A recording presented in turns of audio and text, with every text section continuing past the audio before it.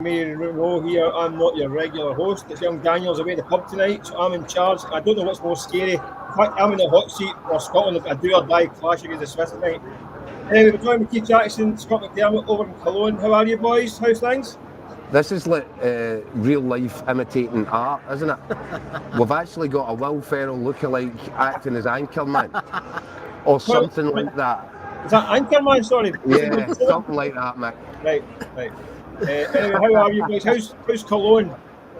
It's busy. Very busy.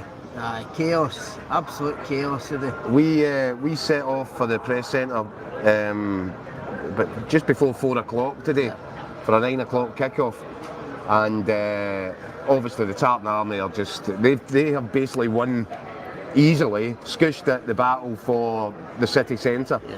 So the Swiss went into full retreat mode, not unlike them, round about 4 o'clock, and just started heading for the trams to try and congregate where they could be together in some sort of numbers, because they're just, everywhere you look, they're outmanned, outgunned by our guys.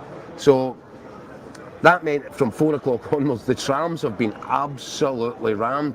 To try and get on one, you'd need to wait about half an hour. It's like sardines, honestly. My claustrophobia couldn't have handled it. But the one thing Scotty thought might make him feel a bit better about all this was to go for a German doner kebab.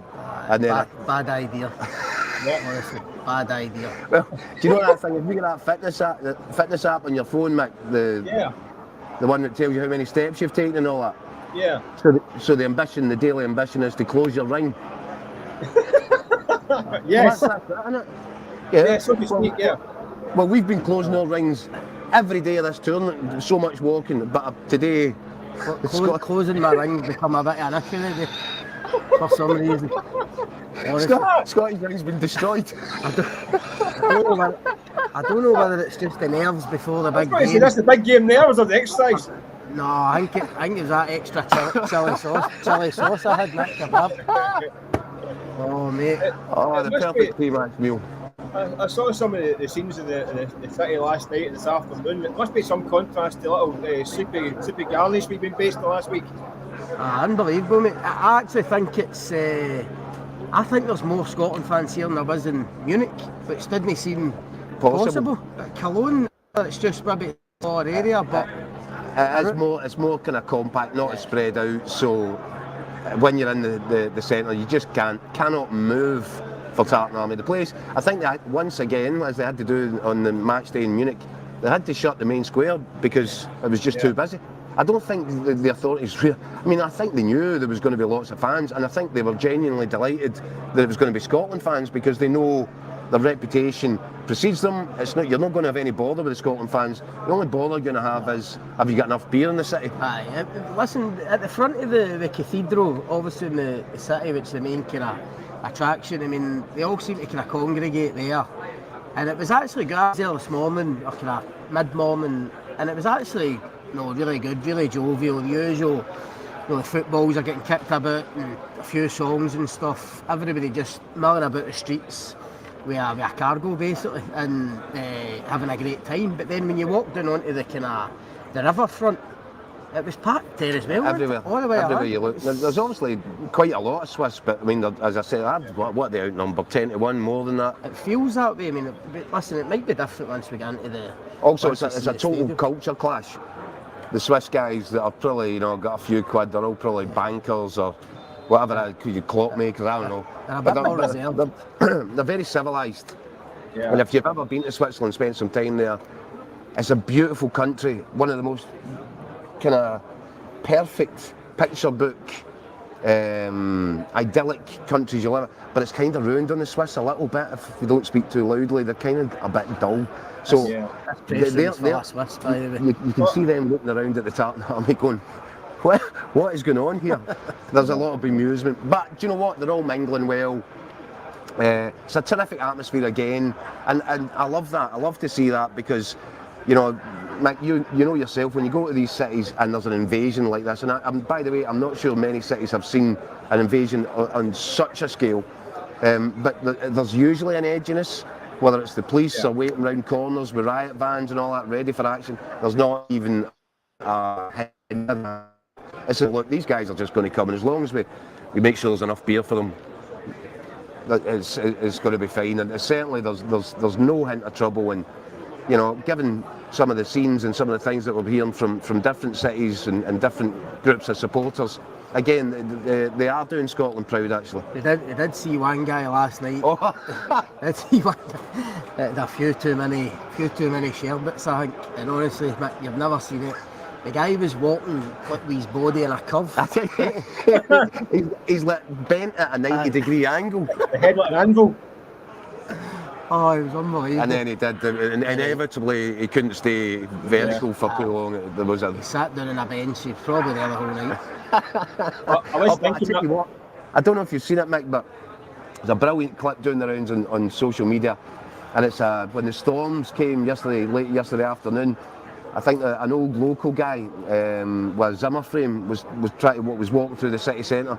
There's pictures of the two young Tartan Army boys went over with their umbrellas and got the guy up the road to wherever he was going. It's just wee things like that, you know. It actually does make you very proud. It does. It's quite funny. We're hearing this afternoon. Apparently, the England squad for the recovery, apparently they're drinking like pickle juice. Apparently, helps with their muscles. I'm thinking, well, the Tartan Army are just pickled in general, aren't they? Should I have some pickle juice for that kebab earlier, Mick? Pickle juice might sort my stomach. There's lots of them, but have you had a chance to kind of gauge the kind of mood?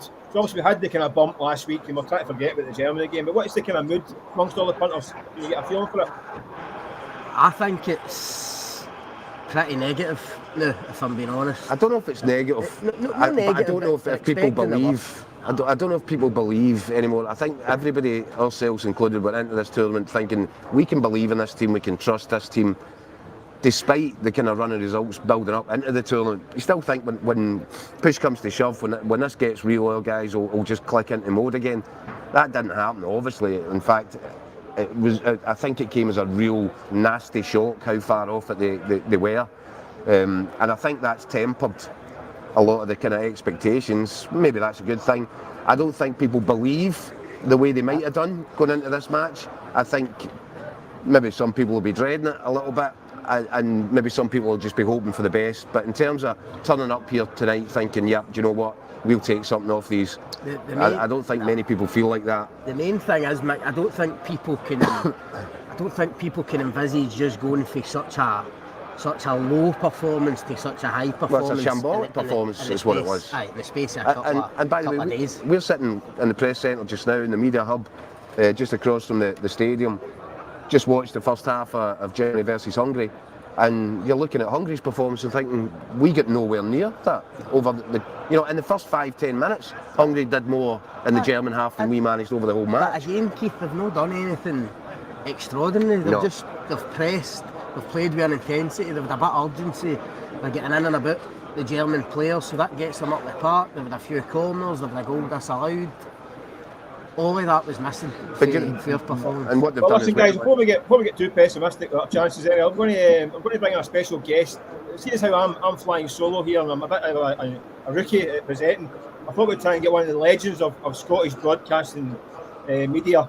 So unfortunately we couldn't get Stuart Cosgrove, but we have got a special guest to bring in now. How you doing, Tam Cowan? Oh, that was good, Tam. There we go. Are you okay? Tam?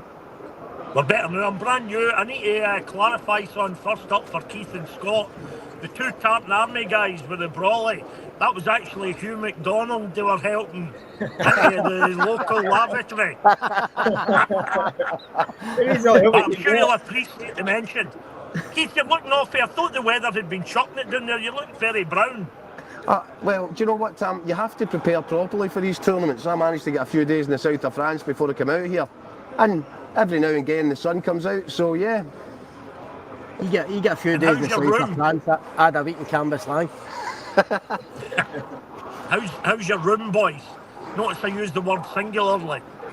Yeah, well, you see, that was a mistake, Tam. I know what you're getting at here. I don't like all this bromance patter. It's the honeymoon suite. Can two men just not go away together for a sustained period of time and enjoy themselves? Is there something wrong with that, Tam? Absolutely right. No, it's absolutely fine. And Scott, I hear you're gutted.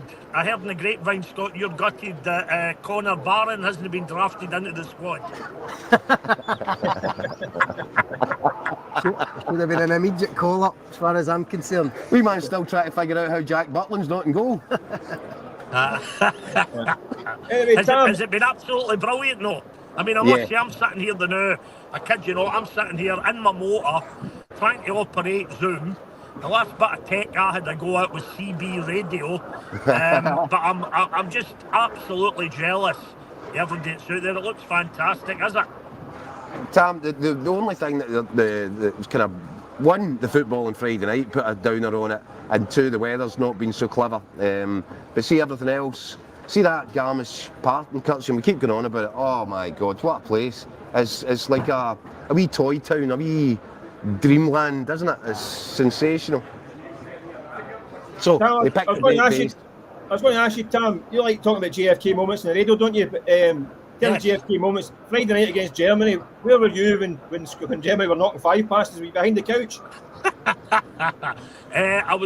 were in the BBC, we were doing an episode of Off the Ball after every game, which kind of takes care of itself. What's Off the Ball, So Tam? we watched every single one getting put past us in the studio, and I don't know maybe if Keith would be honest here, when it came to your match report, Keith, because see, once it was clear we were getting a proper hiding, there was a wee tiny element, because we had a show to do, and because you had words to write, that the whole thing kind of got a bit easier with the bigger the stuff in it we got, if you know what I mean. Is that a fair comment?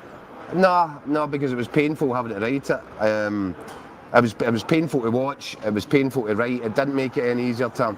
And people talk in our trade about, that's great, early intros. Early intros mean if you're watching a match and it's clear after half an hour, 40 minutes, that somebody's going to get scudded 4 or 5, then you can start to work out what my intro's going to look like at the end of this match. And the kind of nightmare scenario is when you're writing a match, not a nightmare scenario, but what makes it more difficult if it's 0-0, 3 minutes to go into injury time and somebody scores a winner in the 93rd minute, which means you need to kind of rip it up, start again. Right? So I would have much rather have been doing that on Friday night, Tam, to be perfectly honest with you. I felt the pain writing that match report, and I think it came out in it. Sorry, Keith, on that note, 'cause I'm forever, and you've probably heard me doing it, sticking up for you guys on the radio and that, whenever anybody's wanting to slaughter anybody that happens to have a byline in a Scottish newspaper. But how tight was that the other night when you're looking at a deadline for your words to get into the paper for the next morning, and it's a game that kicks off at 8 o'clock, a game of that magnitude? It's tight, but we're used to doing it in the Champions League. They're now 8:05 kickoffs, so you kind of get into what people won't realise is, Tam, when you're doing that, you're actually doing what's called a runner. So you need to send, say it's a 1,000-word match report, you need to send 500 or 600 by half time, and that's the kind of middle bit of your report. Then you need to send another little lump halfway through the second half, and then you need to do a top and a tail. So that's the top of the match report and the bottom of the match report, and you send that on the final whistle, and you've got to try and make it look as if it's all been written as kind of one piece. So it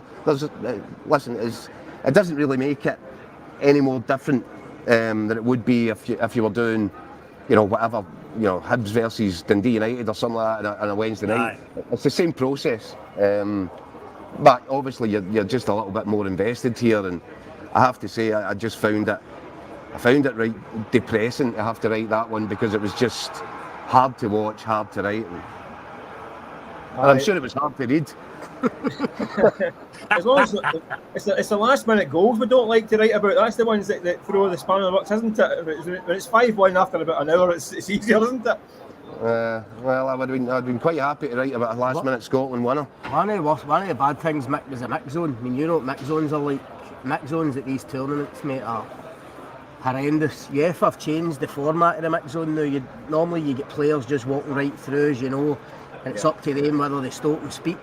But UEFA have changed it now. They just bring like 2 or 3 players into a wee mini stage, and everybody just fires questions. So you've got radio and telly and everything trying to fire. We're obviously there trying to get a quick hit. Do you know what I mean? After the game, it was just a nightmare. And at one point, I messaged Austin, the boss, and said, look, how long have I got here to file this quotes piece? And it was literally like 40 minutes to deadline.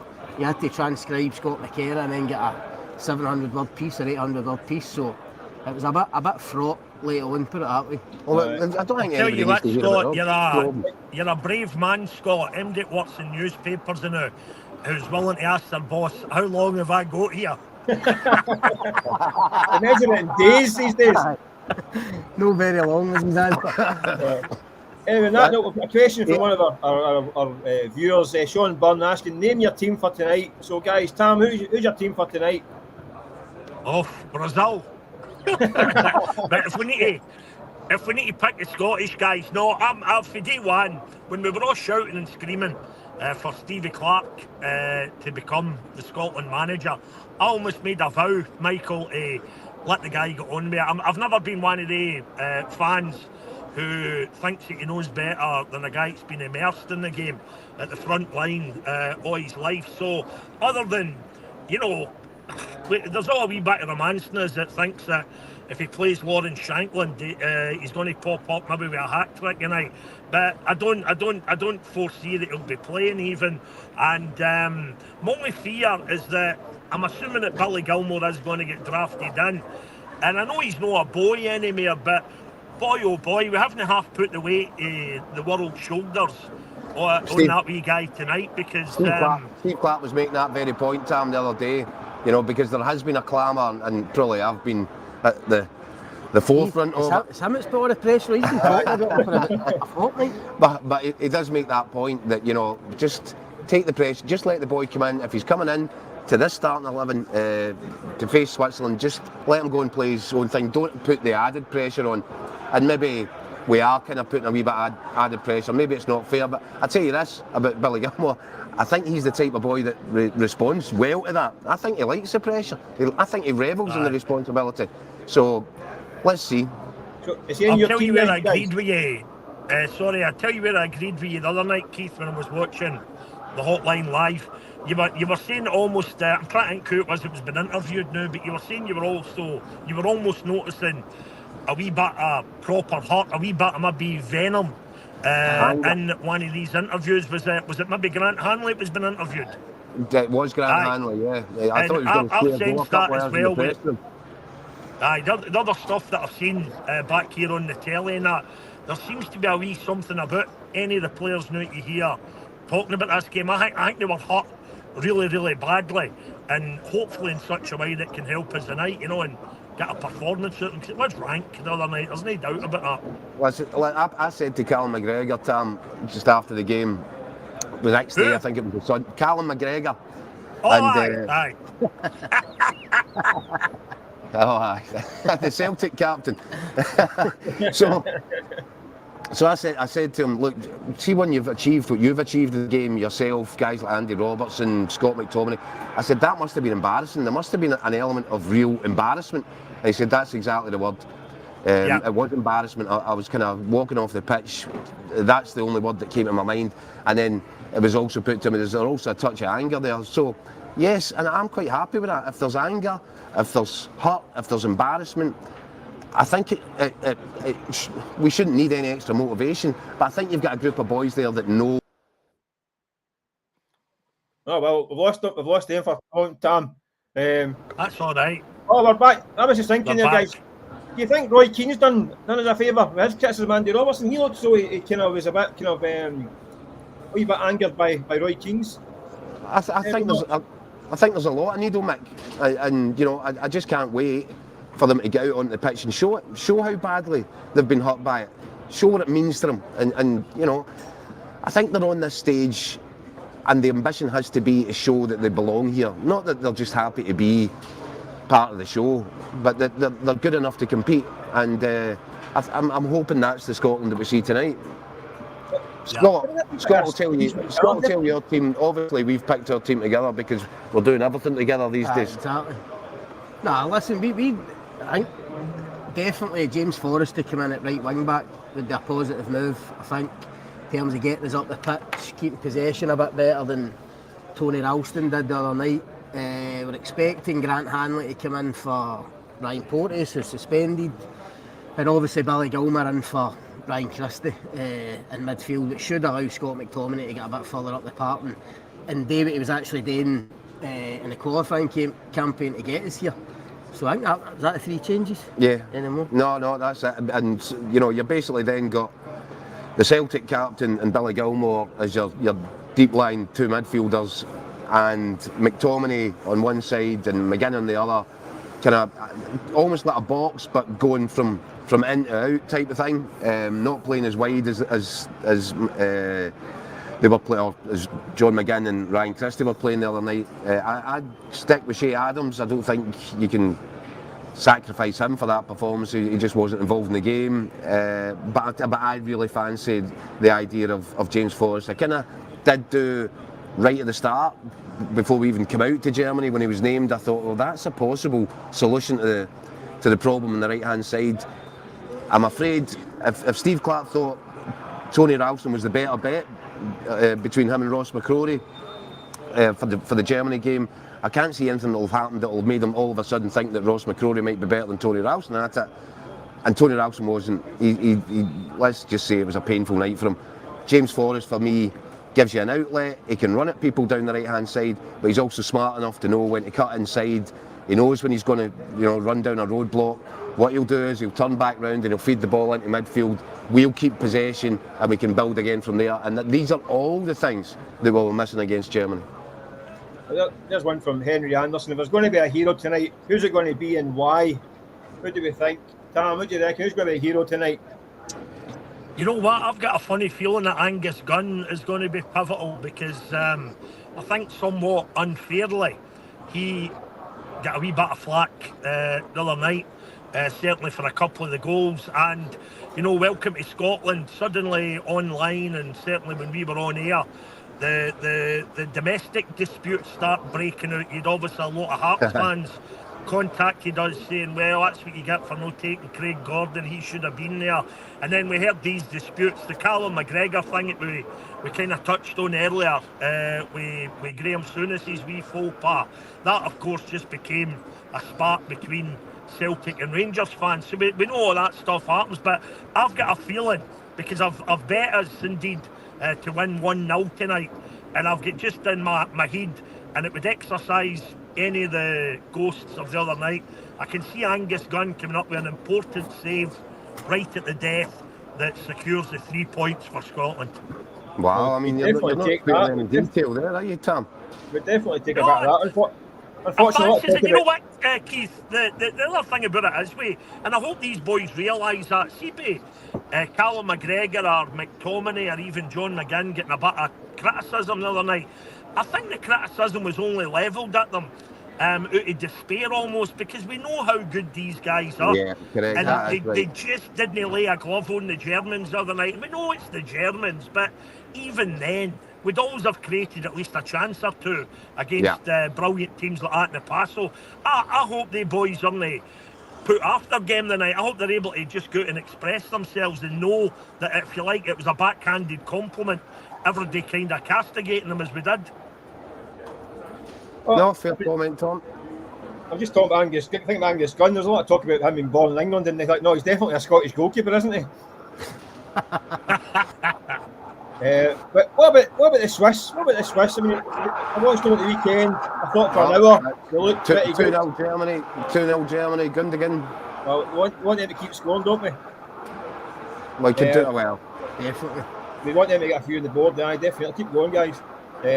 But what do you make of the Swiss? I'm not saying at the weekend I thought they were good for an hour, but wobbly for the last half an hour. Are they any great shakes, or do they interfere here?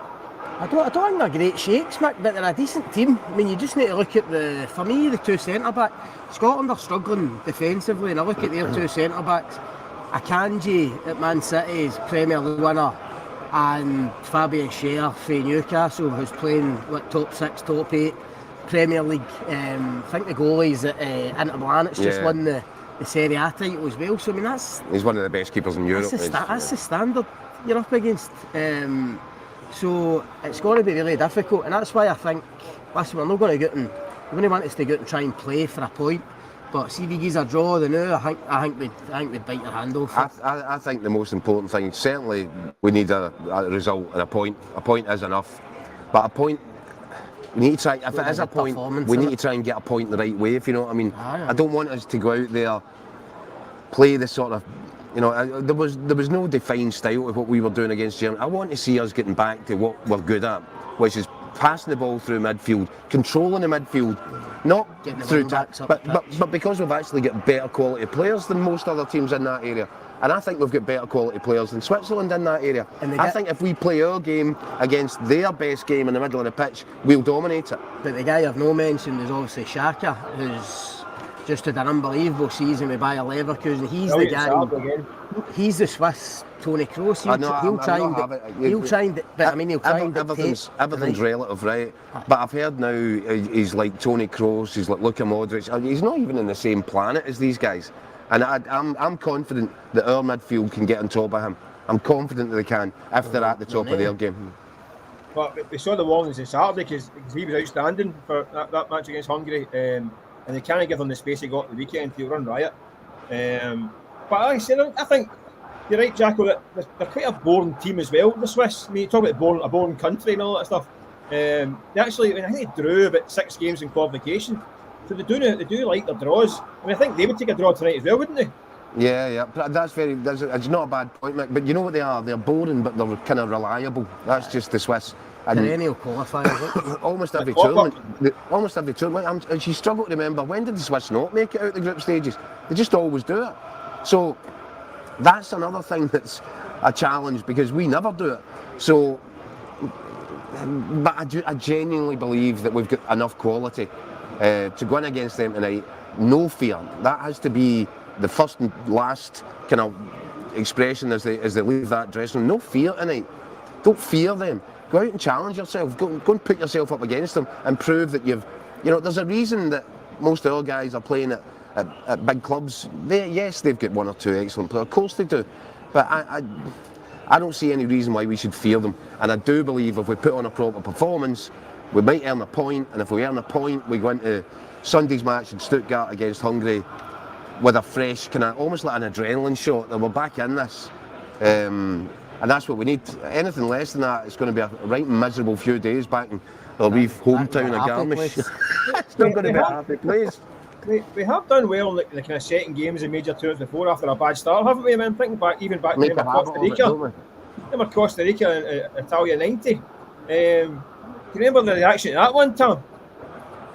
Yeah, I know we did bounce back. My fear though, Michael, is that I was under the impression, I can't claim to be an expert in European international football, but I was under the impression that Hungary were a stronger team than Switzerland. So I know a lot of folks' opinions might have changed because the Swiss beat the Hungarians, but I'm sticking to my guns with that for what I've heard, and I would sooner we get the 3 points tonight, and then if it came to drawing one of the games, maybe take a draw at the weekend against Hungary. I think it's crucial tonight, and I still think that 4 points is the only proper way of doing it. And when Scott McKenna was interviewed after the game, I know sometimes the players are very quite guarded and stuff, and they try to have a rosy outlook in most things, but when he was asked what we need to do now after the Germany humping, he said, we need 4 points. He was quite categorical about it. He says we need 4 points, and I agree. So personally, I think we need to get the win tonight and then let Sunday take care of itself. Well, that goes on to the question for Dino. Can anyone see the following scenario? We get something tonight and then get hammered by Hungary. That was a pessimistic Tartan Army. Not exactly looking at the bright side, is he? But Hungary didn't look any that clever, did they, for an hour at the weekend? And obviously they're losing tonight. But they looked pretty decent in that first half against Germany, didn't they? Yeah, the fear is it's a bit like 98, World Cup 98, after losing to Brazil opening game. We did kind of bounce back, get a draw against Norway. We went into the last game against Morocco thinking, well, it's only Morocco, we'll go and get 3 points, and they absolutely scudded us 3-0. So that was another one I was unfortunate enough to be at. That's the Hungary. A lot of people were saying that Hungary are a bit of dark horses for this competition. Do you know what, Mick? Listen, do you know they were terrific in qualifying, right? A terrific set of results in qualifying. Scott says unbeaten, and that's good. And you know, I think they're certainly on the up, and they qualified obviously for the last Euros as well. So this is after a long period in the wilderness, along with ourselves. There is a sort of renaissance for Hungarian football at the minute. What I get a wee bit worried about, Mick, you know them, and I know them in this industry, the guys that do this, the old chin strokers, and the sort of a trendy football fan guys that sit in coffee shops with bad socks, and they've decided that Hungarian football is now the hottest spot in Europe. I'm not quite there with that. I think, you know, look, what have they got? They've got Sloboslai at Liverpool, terrific football player. But do you know what? Andy Robertson plays more games for Liverpool than he does. So I'm not quite ready to press panic stations on that. No, they brought on a boy off the bench at the weekend who was bigger than me. Look, That's right. Triple extra large shirt and a big beard. They look like somebody came off a Highland farm. Oh, come on, I agree with you, Keith, about these sort of supporters you're meaning that sit in the coffee shops and stroking their chin and with the strange socks. Now, probably the same sort of guys that use words like renaissance. I tell you what, Tam, see, talking about socks, I don't know if you heard that it was a bit of a disaster. I put in, so obviously been here for quite a while, and I'm kind of starting to run out of pants and socks and all that. So I put them into my hotel in Garmisch, and I'm hoping to go back down the road and I'll find it all packaged and neatly folded, and that'll be great for the rest of the trip. But it wasn't until I put it in that Scott went to do the same. And the wee girl behind reception says, "Oh, it's quite expensive. What are you talking about?" Well, it's probably about €6 for a pair of socks. I think I've put in about 20 pairs of socks and 30 pair of pants or something. They might have walked himself to the laundrette. I'll just turn mine inside out. Listen, at that point, guys, what we'll do is we've got our reporter Ryan Carroll's been in the streets of Cologne last night and today. So we're talking to Scotland fans. We'll go and see what the fans are thinking about the game tonight. We'll jump on the few they're saying. Come on, Scotland! Come on!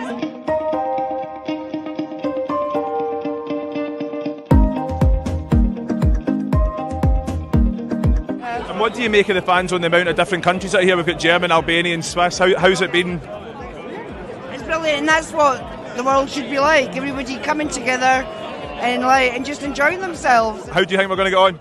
I think it's an easy 2-0 win for Scotland. There's no question about it. Well, I just think we need to be mental, we need to be barmy, and get that steel back in the Tartan Army, you know. That's what we need, eh? Right. I am the missing Scotland fan. I went missing in Munich for 24 hours. My missus, Interpol, the local MP, police, everybody was on the search for me, and I was just in my hotel room. It's been pretty fantastic. Like, it's a good atmosphere. We can get a drink at the pub. We've got a view of the screens. Everyone's in good spirits. Having a good time. I just want to see us take it into the last game. So I'll take a horrible draw if it means we've got a chance against Hungary. I'm not sure after Friday. I'll go a draw tonight. Come on! Come on, Scotland! I'll tell you what, that boy that went missing for 24 hours, he says hotel room. Aye, right you will, pal. Right you will, mate. Absolutely no chance. You must have begged to get that bit out. Oh, I was in the hotel room for 24 hours. That sounds like a Gannon kind of excuse. That's in my book of excuses, aye, definitely. That lot seemed in good spirits. Can I ask Keith and Scott, in terms of the entertainment in your hotel room at night, have any of you racked up a kind of Michael Matheson bill yet? I've no idea what you're talking about, Tam. The Wi-Fi's free. Thankfully. The less we know that, the better, I think. But, we were coming back into Garmisch the other day from Munich, and I saw a road sign. It was obviously pointing to one of the sort of local scenic routes. I hadn't seen the sign before. I said to Scotty, "Did you realise that?" He says, "What?" I said, "That sign over there says there's a wank ban. It must have come in since we've been away." Scotty says, "I think I've broken that rule about 18 times."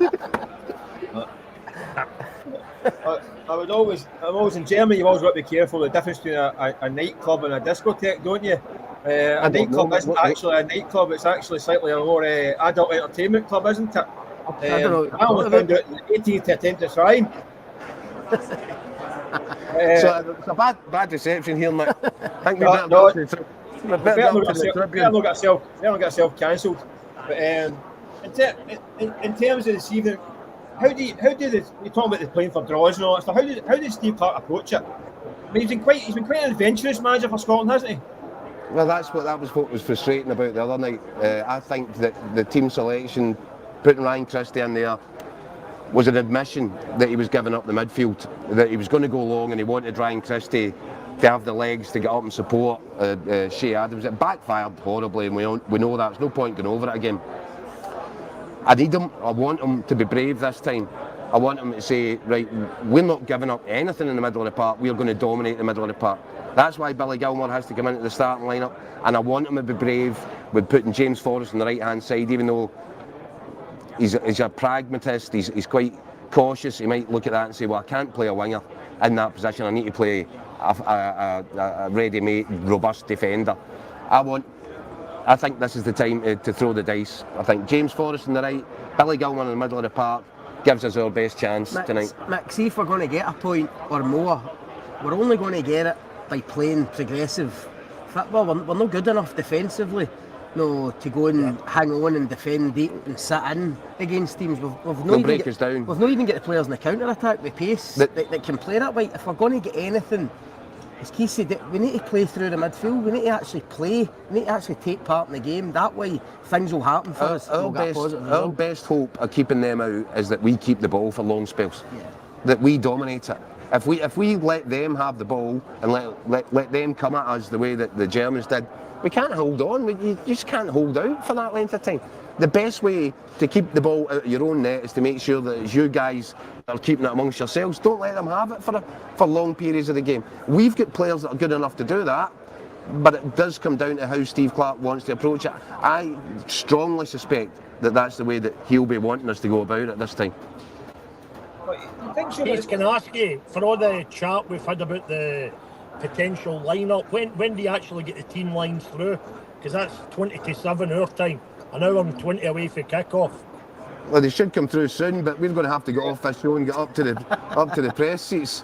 I'm keeping an eye on it. It should be any minute now, shouldn't it? I've been talking about Shankland and Adams. I mean, I think we all think that Adams will start, but should Shankland start?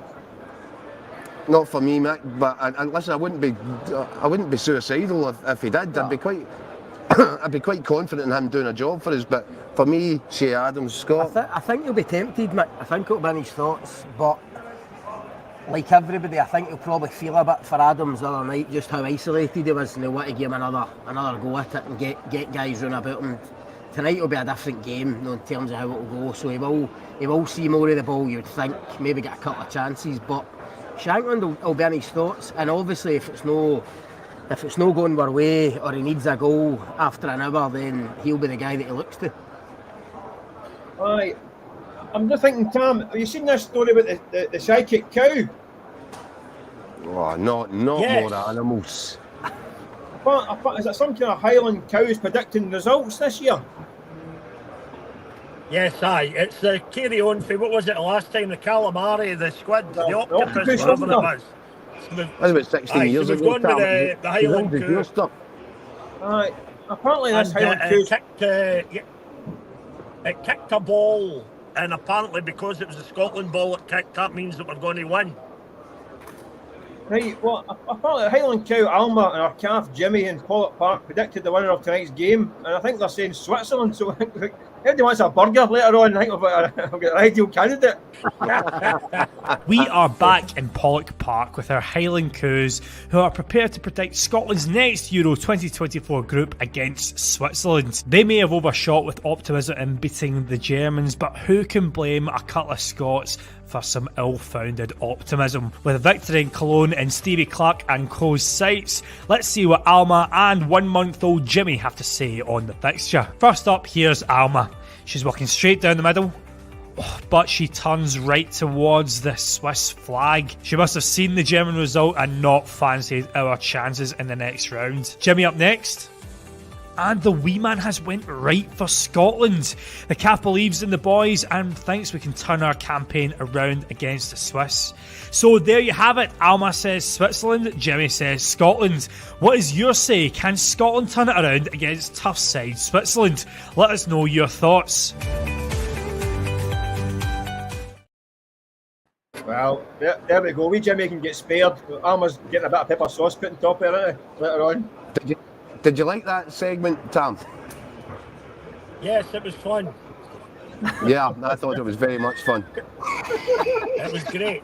I'll tell you what though, I'd give either one of them maybe a chance to replace Ryan Porteous. You never know. Could do any worse. See, the thing is, I look forward to seeing a repeat of that in the Lorraine Kelly breakfast show. That's... Yeah, I'm looking forward to see it on a plate coming to you soon. That's a bit of steak knife. Anyway, well, we've seen the cows' predictions. What are your boys' predictions? I'm going 1-1, Mick. Think so? With fingers crossed. I think it'll be straightforward, or I think it'll be high drama, late goals. How do you think it's going to play out, though? Nothing will be straightforward. No, Scotland you should know that. No. And it's probably the heart will need a wee bit, but I'll go for a draw as well, 2 each. As I say, it's hard to see how we lift it that much for Friday night that we go and win it, but I would take a draw there. I'll throw one in, right, as a wee flyer. We were talking about this the other day and I thought Scott McTominay might be our best bet for a goal. So I'm going 1-1 with Scott McTominay. I might have changed that at the last minute. I think I've talked myself into James Forrest. Being the guy that makes the difference on the right hand side, and we know that he's got a goal in him. So maybe worth a wee punt on James Forrest if he's in that starting lineup. If he's not in the starting lineup, by the way, he will come on at some point. I would guarantee that. It's a fairy tale end to the season, James Forrest. You wouldn't be surprised to keep the continue into Scotland duty as well. But we heard your prediction earlier on, Tam, didn't we? In terms of I'm going 1-0, but I'll give you a wee bit more detail at the risk of this being a spoiler alert and wasting the game for everybody. But I reckon it'll be a Lawrence Shanklin goal from the bench, run about the 78th minute, and then there'll be that great last minute save for Angus Gunn, and we'll march on to Sunday. I'm very confident tonight. I think we'll get a performance out of them. We deserve one. That's what we're looking at here, Nostradamus. Nostradamus, these predictions is incredible. That's a good time. There's no point is though getting into the next round because Armageddon is next Tuesday. I've seen that as well. Anyway, guys, listen, that sound quite positive. Tam, thanks for joining us and bailing me out tonight. That was brilliant. Thanks very much. You're welcome. Guys, good luck tonight. Hope it all goes well. Fingers crossed. And everyone else, keep an eye on the Daily Record blog. Keep you updated with the game. But listen, let's keep our fingers crossed for a Scottish result. Cheers, Matt.